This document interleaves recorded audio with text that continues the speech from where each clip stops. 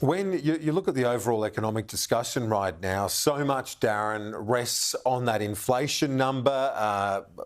As we say, it's down. The headline rate was down to 2.7%. Underlying rate also down. But is it going to happen soon enough for them and mortgage holders, more importantly, to get rate relief before the election? Well, so look, I think there's two distinct questions here. I think obviously homeowners, myself included, and probably everyone else on the panel, but we'd love to see a rate cut this calendar year. But equally, I think Michelle Bullock's commentary has been fairly cautious that we probably shouldn't expect anything too dramatic too soon. But in terms of the electoral cycle, we have until May. The likelihood of a rate cut before May certainly becomes much more likely now that the Fed in the US has cut interest rates. I know that they're not on the same cycle as us, but it makes it more likely. The government, I now think, will take its time, and they're trying to fill in the space between what's happened in the US, the inflation numbers, and what will occur in the economy later on. And I suspect the kite flying of negative gearing is one of those things to take the debate and talk about something else for a little while, and we're just waiting for the dust to settle. Fiona, our viewers can see a shot there of the Perth Royal Show, and that's where Peter Dutton's going to be speaking shortly. This has got him right back in the mix, hasn't it? The cost of living issue, the cost of housing more broadly.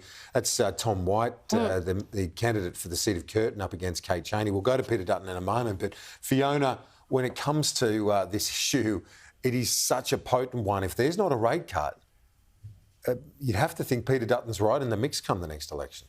Yeah, look, the Coalition have been really consistent on this for a number of years, that going to this term of government, there were going to be some critical headwinds that the Labor Party would have to deal with, and frankly, they haven't. And, you know, we've seen the conversations around Coles and Woolies, and, you know, if you want cheaper groceries, you have to go to Aldi. Now, there's so many aspects of this that the cost of living is hurting people, whether it's things like the coal prices dropped, but now it's the infrastructure price of energy is high, whether it's the housing supply issues, whether it's, you know, petrol, all of these impacts are hurting Australians, and the continual blunt tool of keeping interest rate high for homeowners and it hurting young people getting into our housing market.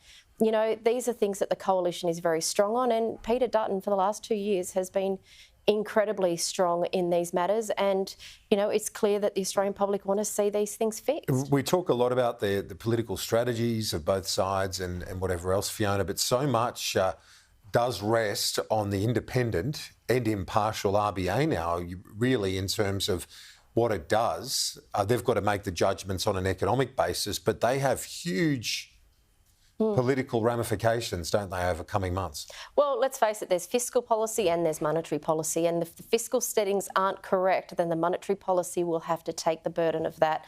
And you know what? The Labor Party have not done the correct reforms or the necessary reforms around the fiscal outcomes that allows the Reserve Bank to remove these pressures, which has kept inflation high, and therefore the RBA has remained high. So I agree with you, Kieran, they are politically neutral, but Labor are not neutral in this issue at the moment. And we've seen it happen before, Darrin. I remember, I'm sure you do too, 2007, Kevin Rudd won. The RBA hiked rates during that campaign, much to the annoyance of Peter Costello at the time.